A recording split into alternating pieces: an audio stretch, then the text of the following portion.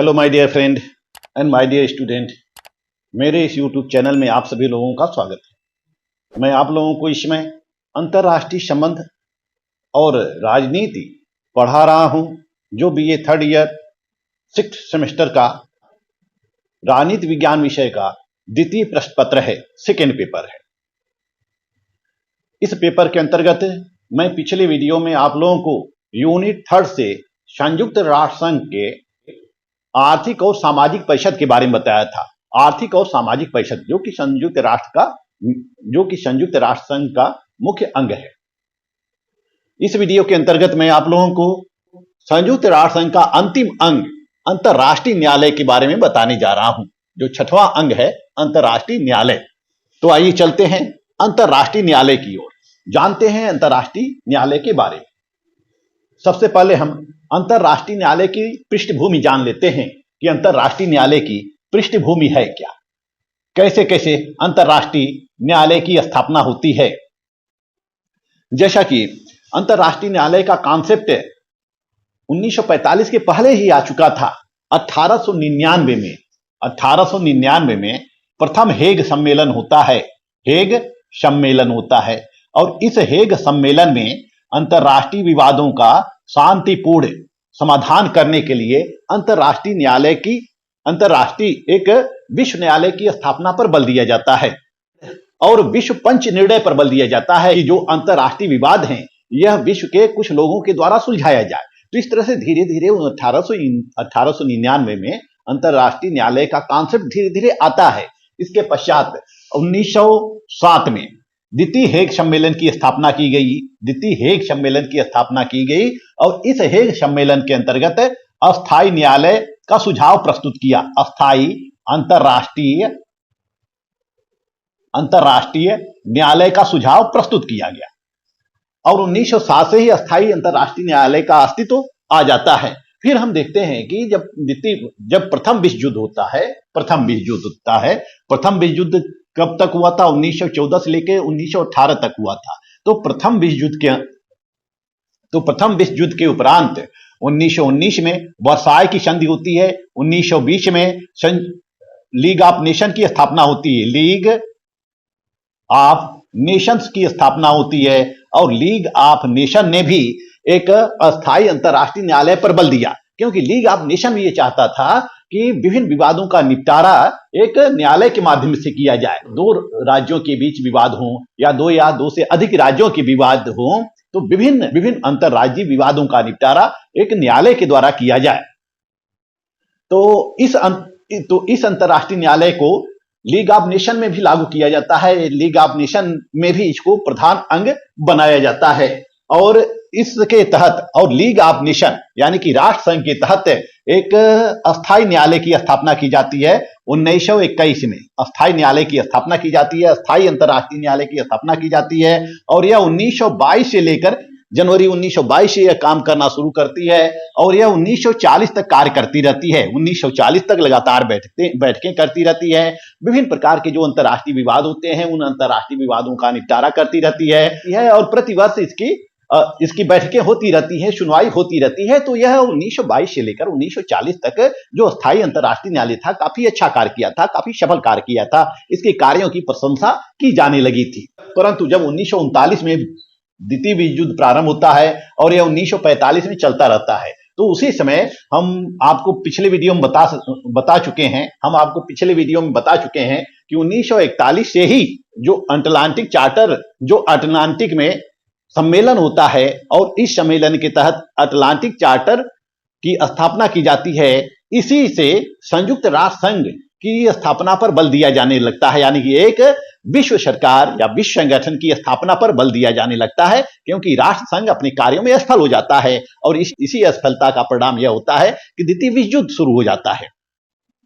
तो फिर द्वितीय विश्व युद्ध जब शुरू हो जाता है तो द्वितीय विश्व युद्ध के दौरान राष्ट्र संघ का कार्य सब समाप्त हो जाता है। 1941 से फिर नए राष्ट्र संघ की स्थापना पर बल दिया जाने लगता है। तो 1941 में जब अटलांटिक सम्मेलन होता है, अटलांटिक चार्टर की घोषणा होती है, तो यहीं से विश्व सरकार की स्थापना पर बल दिया जाने लगता है और इसी विश्व सरकार की स्थापना करने के लिए विभिन्न प्रकार के सम्मेलन होते हैं और विभिन्न प्रकार के सम्मेलनों में संयुक्त राष्ट्र संघ की रूपरेखा तैयार की जाती है, इसके विविध अंगों की रूपरेखा तैयार की जाती है। तो 4 सितंबर 1944 को 4 सितंबर 1944 को एक सम्मेलन होता है। तो 4 सितंबर 1944 को एक सम्मेलन होता है, जिस सम्मेलन को हम कहते हैं डम्बार्टन आर्क सम्मेलन। डम्बार्टन आर्क सम्मेलन, डम्बार्टन आर्क सम्मेलन होता है। और इसी सम्मेलन में विश्व न्यायालय की स्थापना पर बल दिया जाता है और इसी में इसकी रूपरेखा तैयार की जाती है। इस डम्बार्टन आर्क सम्मेलन में ही अंतरराष्ट्रीय न्यायालय की रूपरेखा तैयार की जाती है और इसकी स्थापना कर दी जाती है। इसकी जो स्थापना की जाती है, अंतरराष्ट्रीय न्यायालय की स्थापना 3 अप्रैल 1946 को हेग में की जाती है। इसकी स्थापना 3 अप्रैल 1946 को हेग में की जाती है और संयुक्त राष्ट्र संघ के चार्टर के अंतर्गत इसका उपबंध कर दिया जाता है, यानी कि अध्याय 14 में अनुच्छेद 92 से लेकर 96 तक अंतरराष्ट्रीय न्यायालय का उल्लेख किसमें किया गया है? अध्याय 14 में संयुक्त राष्ट्र संघ के चार्टर अध्याय 14 में अनुच्छेद 92 से लेकर 96 तक इसका प्रावधान कर दिया जाता है। तो जब अंतरराष्ट्रीय न्यायालय की स्थापना कर दी जाती है तो इसके सदस्यों की संख्या कितनी रखी जाती है? पहला, सदस्य संख्या अंतरराष्ट्रीय न्यायालय के सदस्यों की संख्या 15 रखी गई है। इसके सदस्यों की संख्या 15 रखी गई है और इनका जो कार्यकाल है, इनका कार्यकाल 9 वर्ष होता है। 9 वर्ष होता है, लेकिन ये फिर से दूसरे कार्यकाल के लिए चुने जा सकते हैं। अंतरराष्ट्रीय न्यायालय के जो न्यायाधीश होते हैं उनको फिर से चुना जा सकता है। अंतरराष्ट्रीय न्यायालय के न्यायाधीशों की जो नियुक्ति होती है वह निर्वाचन के द्वारा होती है। नियुक्ति या निर्वाचन, नियुक्ति कैसे होती है? निर्वाचन के द्वारा होती है। इसमें निर्वाचन किया जाता है, जैसे महासभा और संयुक्त महासभा और सुरक्षा परिषद के दोनों सदनों के द्वारा, दोनों के अलग अलग बहुमत के द्वारा न्यायाधीशों का निर्वाचन किया जाता है। जैसे जितने भी संयुक्त राष्ट्र संघ के सदस्य होते हैं, सदस्य कितने हैं? 193 हैं। जितने सदस्य होते हैं, तो इसमें से जो सदस्य अंतरराष्ट्रीय न्यायालय में अपना न्यायाधीश नियुक्त करना चाहते हैं, वो तो 4 नामों की सूची यह संयुक्त राष्ट्र संघ को सौंपते हैं, महासभा को सौंपते हैं और महासभा और सुरक्षा परिषद में इन नामों पर स्वीकृति ली जाती है, यानी कि इन नामों पर निर्वाचन होता है। न्यायाधीशों के नामों पर निर्वाचन होता है। जो न्यायाधीश बहुमत प्राप्त करता है, उन न्यायाधीशों को अंतरराष्ट्रीय न्यायालय का न्यायाधीश नियुक्त कर दिया जाता है। तो इस तरह से प्रत्येक देशों के सदस्यों के द्वारा अंतरराष्ट्रीय न्यायालय में न्यायाधीश की नियुक्ति की जाती है। न्यायाधीश का निर्वाचन न्यायाधीशों का निर्वाचन महासभा और सुरक्षा परिषद के दोनों सदनों के अलग अलग बहुमत के द्वारा किया जाता है। जैसे हम देख सकते हैं कि 2017 में दलवीर भंडारी भारत के न्यायाधीश हैं। दलवीर भंडारी 2017 में यह अंतरराष्ट्रीय न्यायालय के, यानी कि ICJ international court of justice के दूसरे कार्यकाल के लिए यह चुने गए हैं। दलवीर भंडारी ये दूसरे कार्यकाल के लिए चुने गए हैं। इनको सुरक्षा परिषद में से 15 के 15 मत मिले हैं। सुरक्षा परिषद की सदस्यों की संख्या कितनी है? 15 है। और इनको 2017 में जब ये दूसरी कार्यकाल के लिए दलवीर भंडारी चुने गए, तो इनको सुरक्षा परिषद के सभी सदस्यों ने मत दिया और 193 सदस्य, संयुक्त राष्ट्र संघ के कितने सदस्य हैं? 193 सदस्य हैं और 193 सदस्यों में से यह 183 सदस्यों का बहुमत प्राप्त किए। इसलिए सर्वसम्मति से, पूर्ण बहुमत से दलवीर भंडारी को अंतरराष्ट्रीय न्यायालय का न्यायाधीश चुना जाता है, नियुक्त किया जाता है। और दलवीर भंडारी के जो प्रतिद्वंदी होते हैं वह ब्रिटेन के क्रिस्टोफर ग्रीनवुड होते हैं। इनका प्रतिद्वंदी कौन था? ब्रिटेन के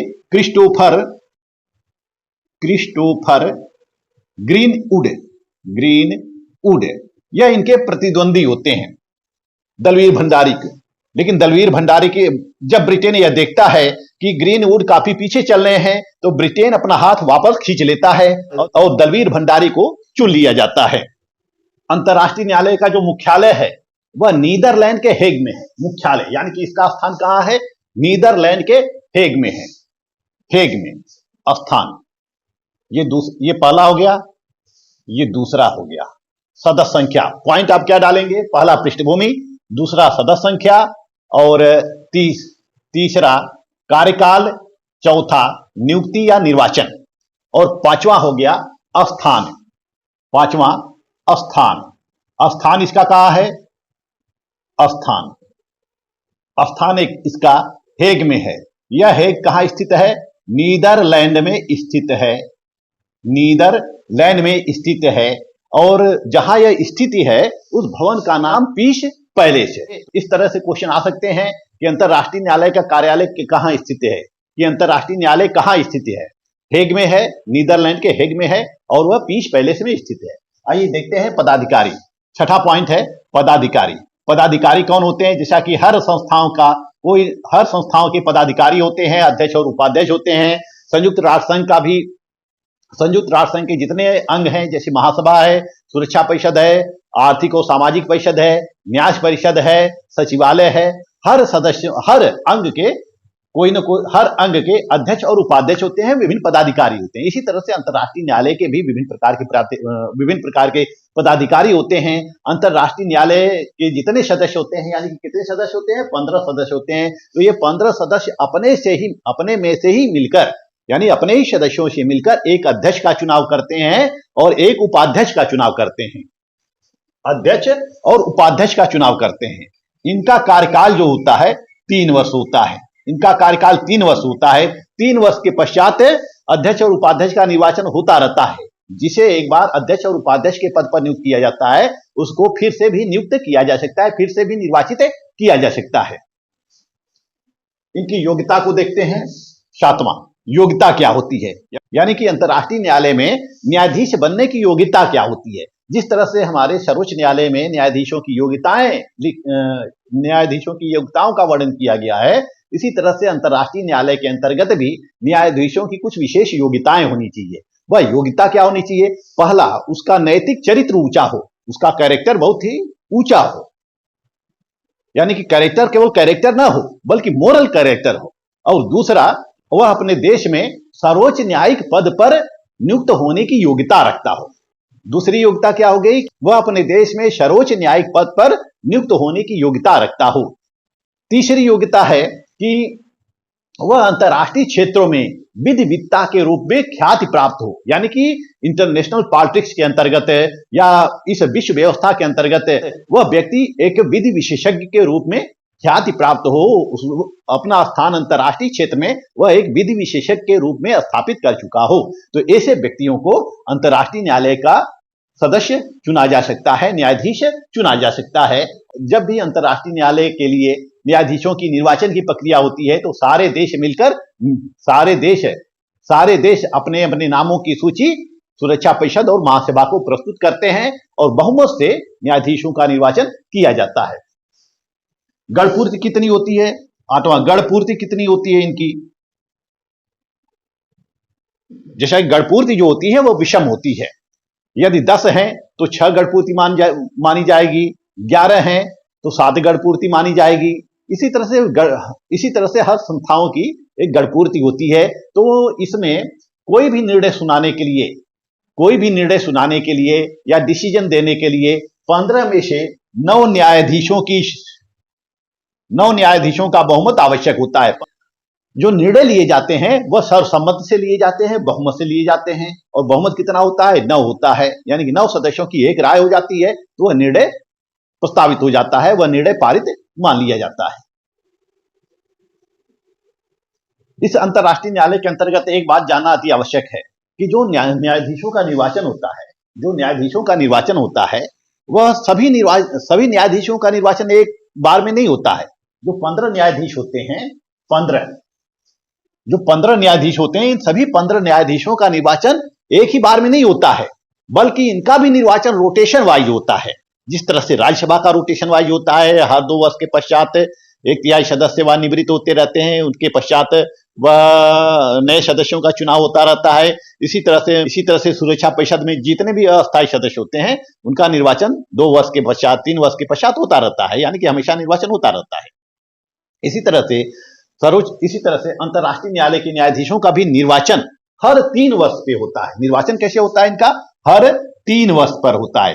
हर 3 वर्ष पे 5 न्यायाधीशों का निर्वाचन होता है, 5 जजों का निर्वाचन होता है। हर 3 वर्ष पे 5 जजों का निर्वाचन होता है, क्योंकि हर 3 वर्ष पर 5 जज रिटायर हो जाते हैं, यानी कि 5 जज जो होते हैं, 5 न्यायाधीश जो होते हैं, उनको सेवानिवृत्त कर दिया जाता है। अंतर्राष्ट्रीय न्यायालय से सेवानिवृत्त कर दिया जाता है, परंतु उनका पुनर्निर्वाचन हो सकता है। और प्रत्येक राष्ट्र से केवल एक ही न्यायाधीश चुने जाते हैं। हालांकि हर राष्ट्र 4 नाम प्रस्तावित करता है, लेकिन उस 4 नामों में से 1 नामों पर मुहर लगाई जाती है। तो इस तरह से हर राष्ट्र का एक ही प्रतिनिधि अंतर्राष्ट्रीय न्यायालय में चुना जाता है, नियुक्त किया जाता है। तो इस तरह से हम देख सकते हैं कि जो न्यायाधीश होते हैं, इस तरह से हम देख सकते हैं कि न्यायाधीशों की कुछ योग्यताएं होती हैं, और हर 3 वर्ष के पश्चात न्यायाधीशों का निर्वाचन होता रहता है। 5 जज हर 3 वर्ष पर रिटायर होते रहते हैं, उनकी जगह पे नए सदस्यों का निर्वाचन होता रहता है, और इनका कार्यकाल कितना है? 9 वर्ष तक है। यदि आपके एग्जाम में क्वेश्चन आ जाता है अंतर्राष्ट्रीय न्यायालय के कार्य और शक्तियों का वर्णन कीजिए या क्षेत्राधिकार का वर्णन कीजिए, तो इसमें विभिन्न पॉइंट आप लोग याद रखिए कि अंतर्राष्ट्रीय न्यायालय की पृष्ठभूमि लिखिए। पृष्ठभूमि यानी कि थोड़ी बहुत प्रस्तावना, 8-10 लाइन आप प्रस्तावना लिखिए, और प्रस्तावना के पश्चात इसकी सदस्य संख्या लिखिए। सदस्य संख्या कितनी है, कार्यकाल कितना है। चौथा पॉइंट, नियुक्ति कैसे होती है या निर्वाचन कैसे होता है। 5वां पॉइंट है अंतर्राष्ट्रीय न्यायालय का स्थान कहाँ है। 6ठा पॉइंट है इसके पदाधिकारी कौन कौन से होते हैं, एक अध्यक्ष होता है, एक उपाध्यक्ष होता है। 7वां, न्यायाधीशों की योग्यताएं क्या होती हैं। 8वां, गणपूर्ति क्या होती है। तो ये 8 पॉइंट आप याद रखिए, और 8 पॉइंट आप जब याद रखेंगे तो आप पूरा अंतर्राष्ट्रीय न्यायालय लिख सकते हैं। आइए अब देखते हैं अंतर्राष्ट्रीय न्यायालय का क्षेत्राधिकार। इसका आप स्क्रीनशॉट ले सकते हैं। जिस तरह से हर देशों के सुप्रीम कोर्ट का क्षेत्राधिकार होता है, इसी तरह से पूरे विश्व समुदाय का एक अंतर्राष्ट्रीय न्यायालय है, विश्व सरकार का एक अंतर्राष्ट्रीय न्यायालय है। इस तरह से इस अंतर्राष्ट्रीय न्यायालय का भी क्षेत्राधिकार होता है, जो विभिन्न क्षेत्रों से संबंधित विभिन्न प्रकार के मामलों को सुनती है। ये जो अंतर्राष्ट्रीय न्यायालय है, इस अंतर्राष्ट्रीय न्यायालय की जो भाषा है वो फ्रेंच है और इंग्लिश है। यह 2 भाषा में इसकी सुनवाई होती है, इसकी हियरिंग होती है। इसका जो अस्थायी कार्यालय है वैसे तो हेग में है, लेकिन दूसरे देशों में भी समय समय पर इससे यह मुकदमों का निपटान करती है, निर्णय सुनती है। दूसरे देशों में भी यह निर्णय सुनती है। तो पहला क्षेत्राधिकार है ऐच्छिक क्षेत्राधिकार, वॉलंटरी ज्यूरिसडिक्शन। ऐच्छिक क्षेत्राधिकार का वर्णन अनुच्छेद 36 में किया गया है। अनुच्छेद आर्टिकल 36 में किया गया है। अनुच्छेद 36 के तहत जो राज्य न्यायालय के समक्ष किसी प्रकार के मुकदमे, किसी प्रकार के विवाद को प्रस्तुत करती है, वह सब ऐच्छिक क्षेत्राधिकार के अंतर्गत आता है। ऐच्छिक क्षेत्राधिकार मतलब ये राज्यों की इच्छा के ऊपर है। यह राज्यों की इच्छा के ऊपर है कि यह राज्यों की इच्छा के ऊपर है। यदि 2 या 2 से अधिक राज्य अपने आपसी मामलों का निपटारा नहीं कर पाती है, आपसी मामलों का समाधान नहीं कर पाती है, तो ऐसी स्थिति में यह राज्य स्वतंत्र होते हैं कि वह अंतर्राष्ट्रीय न्यायालय में जाएं और उस मुकदमे को, उस विवाद को, उस समस्या को अंतर्राष्ट्रीय न्यायालय में प्रस्तुत करें और वहां पर हियरिंग करवाएं, वहां पर सुनवाई करवाएं। तो ये राज्यों की इच्छा के ऊपर है। तो इस तरह से अनुच्छेद 36 के अंतर्गत राज्य जिस मामलों को न्यायालय में ले जाना चाहता है, उस मामले को अंतर्राष्ट्रीय न्यायालय में ले जा सकता है। दूसरा है अनिवार्य क्षेत्राधिकार। कुछ ऐसे विषय हैं जो कि अनिवार्य हैं, यानी कि जिनकी सुनवाई अंतर्राष्ट्रीय न्यायालय के द्वारा की ही जाती है। जैसे कि विभिन्न देशों के बीच जो संधियां होती हैं, संधि की व्याख्या करने का अधिकार, अंतर्राष्ट्रीय संधि की व्याख्या करने का अधिकार किसके पास होता है? अंतर्राष्ट्रीय न्यायालय के पास होता है। या फिर अंतर्राष्ट्रीय विधि का कोई प्रश्न होता है, अंतर्राष्ट्रीय परंपराओं का कोई प्रश्न होता है, अंतर्राष्ट्रीय रीति रिवाज, अंतर्राष्ट्रीय रीति रिवाज या प्रथाओं से संबंधित कोई प्रश्न निहित होता है तो उन प्रश्नों की सुनवाई अंतर्राष्ट्रीय न्यायालय में की जाती है। इसी तरह से अंतर्राष्ट्रीय कर्तव्यों का उल्लंघन करने वाले जो देश होते हैं उन देशों के विरुद्ध भी कार्रवाई, उन देशों के विरुद्ध भी मुकदमे कहाँ ले जाए जाते हैं, अंतर्राष्ट्रीय न्यायालय में ले जाए जाते हैं। और विभिन्न देशों के बीच जो क्षतिपूर्ति संबंधी विवाद होते हैं, क्षतिपूर्ति संबंधी विवाद होते हैं, उन क्षतिपूर्ति संबंधी विवादों को भी अंतर्राष्ट्रीय न्यायालय में ले जाया जाता है। अंतर्राष्ट्रीय न्यायालय का यह अनिवार्य क्षेत्राधिकार होता है कि वह उस पर सुनवाई करे। ओपेनहीम ने न्यायालय के इस क्षेत्राधिकार को वैकल्पिक अनिवार्य क्षेत्राधिकार कहा है। वैकल्पिक अनिवार्य क्षेत्राधिकार कहा है। तो इन सब मामलों को हम अनिवार्य क्षेत्राधिकार के अंतर्गत रखते हैं। तीसरा है परामर्शात्मक क्षेत्राधिकार, एडवाइजरी ज्यूरिसडिक्शन। जिस तरह से सर्वोच्च न्यायालय को परामर्शी क्षेत्राधिकार प्राप्त है, यानी कि वह राष्ट्रपति को परामर्श देता है विभिन्न संधियों के ऊपर, विभिन्न विवादों के, विभिन्न विषयों के ऊपर वह राष्ट्रपति को परामर्श दे सकता है। इसी तरह से जो यह अंतर्राष्ट्रीय न्यायालय होता है, यह महासभा और सुरक्षा परिषद को परामर्श देती है। यह महासभा और सुरक्षा परिषद को विभिन्न मामलों में परामर्श देती है। सुरक्षा परिषद विभिन्न मामलों में यह परामर्श देती है। महासभा को लगता है कि किसी मामले में अंतर्राष्ट्रीय विधि का प्रश्न निहित है, तो उन प्रश्नों को कहां भेज देती है, अंतर्राष्ट्रीय न्यायालय में भेज देती है। और अंतर्राष्ट्रीय न्यायालय उन प्रश्नों पर अपना विचार विमर्श करती है और उसके बाद महासभा को या सुरक्षा परिषद को वह सलाह देती है, परामर्श देती है। जैसा कि अनुच्छेद 96 में यह प्रावधान है, अनुच्छेद 96 में यह प्रावधान है, महासभा तथा सुरक्षा परिषद द्वारा किसी भी विधिक मामलों पर परामर्श लिया जा सकता है। इस तरह से हम देखते हैं कि अंतर्राष्ट्रीय न्यायालय के क्षेत्राधिकार के अंतर्गत ऐच्छिक क्षेत्राधिकार, अनिवार्य क्षेत्राधिकार और परामर्शदायी या परामर्शात्मक क्षेत्राधिकार। मुझे लगता है कि आपको समझ में आ गया होगा। ऐच्छिक क्षेत्राधिकार क्या है? यह राज्यों की इच्छा के ऊपर है। दो या दो से अधिक राज्यों के बीच कोई विवाद है तो वह दोनों राज्य या एक राज्य यदि उस मुद्दे को अंतर्राष्ट्रीय न्यायालय में ले जाना चाहता है तो ले जा सकता है। उसका वर्णन अनुच्छेद 36 में किया गया है। अनिवार्य क्षेत्राधिकार जैसे संधि से संबंधित विवाद होते हैं, अंतर्राष्ट्रीय कानून, अंतर्राष्ट्रीय रीति रिवाज, अंतर्राष्ट्रीय प्रथाएं इत्यादि से संबंधित कोई कानून होते हैं तो उस कानूनों पर सुनवाई अनिवार्य रूप से अंतर्राष्ट्रीय न्यायालय के द्वारा की जाती है। क्षतिपूर्ति संबंधी विवाद होते हैं तो उस पर की जाती तो उस मामले की सुनवाई अंतर्राष्ट्रीय न्यायालय के द्वारा की जाती है। ICJ यानी इंटरनेशनल कोर्ट ऑफ जस्टिस के द्वारा की जाती है। वहीं परामर्शात्मक क्षेत्राधिकार के अंतर्गत यदि महासभा और सुरक्षा परिषद को लगता है कि अमुक मामले में या किसी अंतर्राष्ट्रीय समस्या के मामले में कोई विधि का प्रश्न निहित है, उस मामले के संबंध में वह अंतर्राष्ट्रीय न्यायालय से परामर्श ले सकता है। जैसा कि अनुच्छेद 96 में भी वर्णन है, 96 में भी वर्णन है कि महासभा और सुरक्षा परिषद विधिक मामलों पर अंतर्राष्ट्रीय न्यायालय का परामर्श ले सकती है। जैसा कि कुछ तथ्य छूट गए हैं अभी, जो मैं बताया था आप लोगों को कि अंतर्राष्ट्रीय न्यायालय के सदस्यों की संख्या कितनी होती है? 15 होती है। ये 15 होती है। तो ये 15 सदस्य लिए कहां से जाते हैं? विभिन्न देशों से लिए जाते हैं। हर देश अपने 4 नामों की सूची महासभा को और सुरक्षा परिषद को प्रस्तुत करता है। लेकिन इन देशों का प्रतिनिधित्व कैसे होता है इस अंतर्राष्ट्रीय न्यायालय में? जैसे कि पहला, अफ्रीकी देशों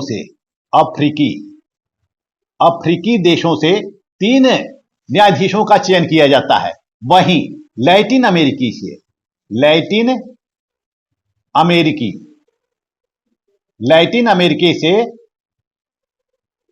अमेरिकी तथा कैरेबियाई देशों से 2 न्यायाधीशों का चयन किया जाता है।